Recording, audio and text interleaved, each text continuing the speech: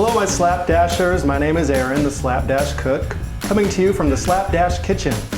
A lot of people out there, we all know that we are not born with innate cooking skills, so it's incumbent upon us to really enrich our lives through learning how to cook. And a lot of people, including men like myself, have struggled with learning how to cook, but I feel like I finally have a grasp on everything, and really the goal here is to make simple dishes that we can really kick up with some spice, extra flavor, or maybe a few tricks too. So let's get into it. Hold on to your aprons. I have a Slapdash one. Today we're going to be making Slapdash BBQ Chili.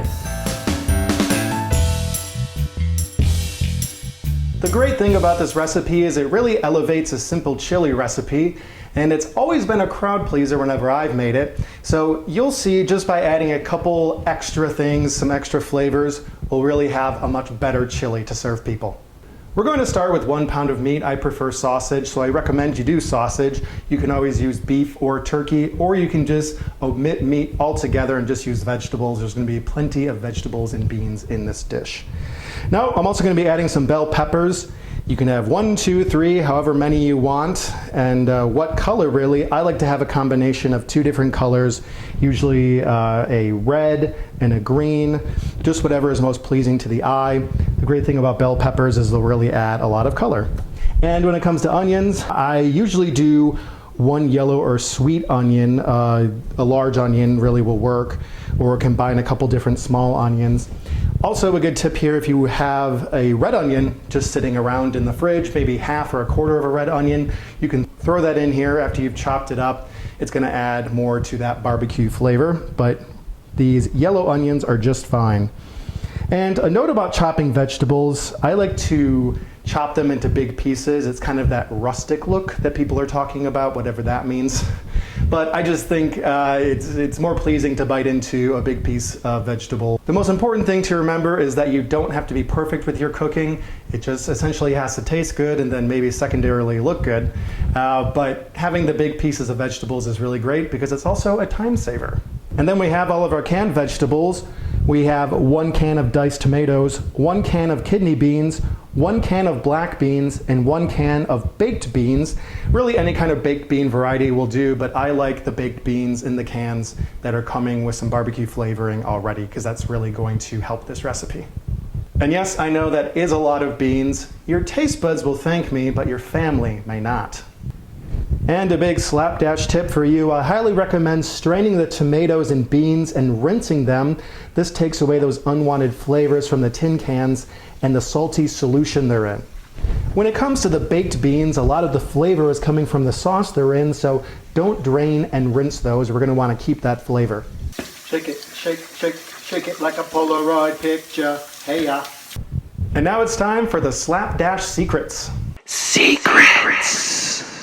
A spoonful of brown sugar makes the chili go down and adds to the sweetness. It can also help take away from the tin can flavors from the canned vegetables. And it wouldn't be Slapdash BBQ Chili without barbecue sauce.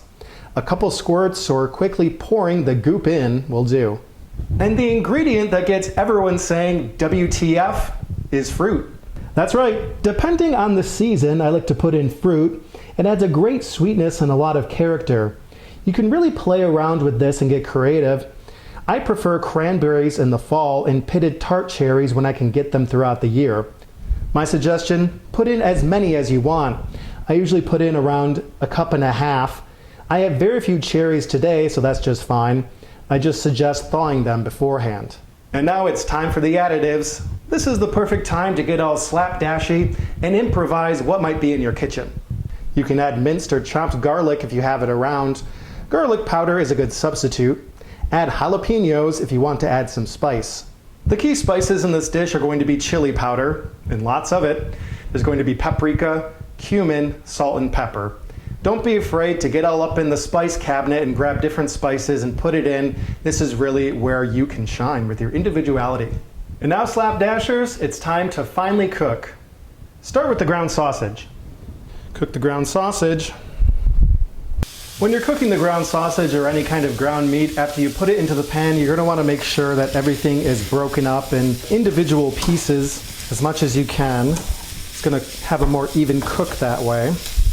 And always kind of be stirring it because you don't really know what the heat is going to do. Some cooktops are unpredictable, especially this one, which is electric. So it works kind of at its own pace, so you gotta know how to anticipate what it's going to be doing. So just really keep the meat moving. Once the sausage is almost done, this is a great time to put in your onions and peppers. What this is going to do is it's going to cook them, help get some of the moisture out. It's going to saute them a little bit. It's going to bring out a lot of the flavors. I always say with cooking, your biggest enemy is moisture when you don't need it, much like in life. So it's good to saute this along with the meat to get a lot of that moisture out of there and really enhance the flavor too. There's nothing better than sauteed onion and peppers. So there you have it. Right now it's the colors of the Mexican flag, which is wonderful. Heard that it's Italy. I think both countries have these colors in their flag. At any rate, that's something to ask your Alexa. If it's still kind of sticky, you can add a little bit more cooking spray or olive oil or butter. Let that rest a little bit so it can properly saute. Saute, you stay. While it's continuing to saute, this is also a good time to just kind of go through, make sure everything is evenly cooked and sauteed, and if you see any big meat chunks, to break those up. While it's in the final stages of sauteing, this would be a great time to add your chopped, crushed, or minced garlic. I sold these garlic mincers because they look so threatening. You know, don't give my ex-wife one of these, you know what I mean? Put the garlic in there and mingle with its friends. Great thing is it does not know what horrors lay ahead. You don't want to fully saute them to where they're burned or crisp. You just want to get them on the heat before you put the other ingredients in. Whenever you're doing anything with sausage or beef, maybe even turkey, grease is the word that you've heard. So if you can safely do it, it's good to drain the grease. I don't have too much grease in here, and actually I think this is going to help the dish moving forward, so I'm going to be keeping the grease in. All right, here's the fun part of throwing everything in and making chili. I'm gonna put in our drained beans and tomatoes. Mix those around. I just think it's so fun to see all the colors come together. I saw on social media once that it's healthy for you to have lots of colors on your plate. I did not verify that information though. I'm now going to be putting in the baked beans. As we discussed before, it's good to put the baked beans in undrained with the juices in here because that's really going to add to the barbecue flavor and really add a great medley of flavors. This is a pretty big can. I'm only going to add about half of this. You're going to have half a can of baked beans in your fridge. It's good for a side dish, or maybe if you want to have it as a breakfast side or put it into some kind of breakfast casserole or scrambled egg dish. So we're going to put about half in. I learned this trick from my mom. Stir that in. Now it's time for the additives. So I'm going to be putting in my barbecue sauce.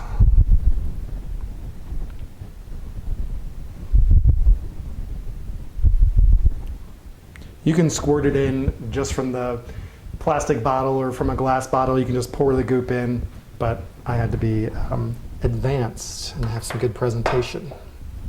Put in the brown sugar and the jalapenos. And now the secret ingredient, our fruit. Just plop those right in, juices and all. The cherry flavor is kind of a subtle flavor. I will say when the cranberries are in there come fall, it's going to provide a much better flavor, and people are really going to be impressed with what it adds along with the barbecue flavors. All right, that's in. Now it's time to spice the heck out of this thing. I like to use a lot of chili powder. Use at your own risk. I'm a firm believer that there's no such thing as too much spice, but it takes all kinds to make a world. Pepper, salt, just a little bit of salt. Put some basil in. some time. Some paprika. And my husband bought this big thing of cumin from Costco. I guess in 2024 I'll be thanking him when we're finally done with this big thing of cumin. Dash in there. Mix it all around. It's looking good. Once again, it's really a feast for the eyes to see all the colors together and to see the cherries in there. The cherries will really cook down and they're going to add a nice sweetness. All right, everything is mixed in and looking good, so I'm going to bring everything to a boil with whatever liquids are in there. You can always help it along a little bit just to continue to make sure everything is blended. I would say we're now at the boiling point, so I'm going to reduce the heat to a simmer and cover. So this is where you're going to really want to be discerning. When it comes to chili, I always feel like moisture is the biggest issue you're going to want to consider.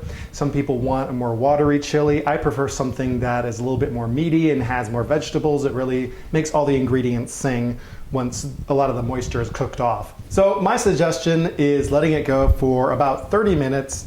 My biggest thing is it's done when it's done. It's really hard to time out every little thing when you're cooking unless it's something like baking. When it's something like this, it's really going to depend on your preference. Everything in here is cooked, but of course you don't really want to bite into any raw vegetables. So it's really good to cook down a lot of that moisture and you can have a nice solid chili with lots of good barbecue flavors. And while this is simmering away over the next half hour, I wouldn't totally just leave the room or take the dog for a walk or go watch Jeopardy or something. You're really going to want to keep an eye on this and really stir it probably every 10 minutes or so. You're going to want to make sure that it's not sticking or it's not burning and everything is moving along safely. A way that you can prevent some sticking in here is just adding a spoonful or two of olive oil or vegetable oil. I am not at that stage quite yet because thankfully I thought ahead and I kept a little bit of that grease from the sausage in here, so that will keep everything pretty well lubed. We've been simmering on low to medium heat for about 15 minutes, so let's see how it's cooking. You may notice you take off the lid. You might see a lot of moisture, but don't fret. A lot of it is just kind of on the top. And the other thing too is a lot of these beans and peppers, onions, tomatoes, they're really gonna leach a lot of liquid. So as far as the liquid fight goes, it's going to get worse before it really gets better. But this is coming along nicely. I think I'm gonna let it go for maybe another 10 minutes just to make sure that we have all the moisture concerns addressed. This is also a good time to taste test it just to make sure our flavors are on point. So get a spoon, very carefully eat because it is red hot. I would say it could use some more spice, quite honestly, so I'm going to be putting in more chili powder. A lot of you are probably screaming for me to stop and to not do this, but I like my chili to have a bite. Paprika. And if you're so inclined, you can always add a couple more squirts of barbecue sauce. This is going to add to the barbecue sauce flavor, but it's also going to add some nice texture and really kind of bind everything together. If you want to add a little bit more sweetness, this is also a good time to add more brown sugar. So really what happens is when you're cooking everything together, a lot of the flavor is lost through the barbecue sauce and the spices, so I say it never hurts to respice. We're now near the end of cooking our Slapdash barbecue chili. What I like to do near the end, when there's about a couple minutes left, take off the top, stir it around a little bit more. It's coming together nicely. I'm very pleased with this. It's kind of not entirely moving as a unit, but it's all kind of moving together. It's very compact. What I like to do in its final moments is let it continue to simmer, low to medium heat in the open air, and take away some of that excess moisture. All right, Slapdashers, I would say this Slapdash barbecue chili is slapdash to perfection. It's time to serve and enjoy. Turn off the heat. You can keep it on the stove top if you're not concerned about it burning. And heap generous portions into the bowls. It's coming together beautifully. You can see all the colors really shining. You'll notice that the cherries have, at this point, kind of all but disappeared because they've reduced so much in size, but you can definitely taste them. You can also add cheese, hot sauce, sour cream, or if you want some crispiness, crunch up some tortilla chips if you have some laying around that you'd like to use up. If you're just learning to cook, chili is a great place to start. It's a basic food where you can improvise and add a lot of your own personality. You can also feed a crowd, and generally, I would say everyone likes chili. So congratulations on completing this Slapdash course. It's time for a cocktail. Cheers! Don't forget to like and subscribe, and follow me on social media. I am on Facebook and Instagram. Keep it slapdashy.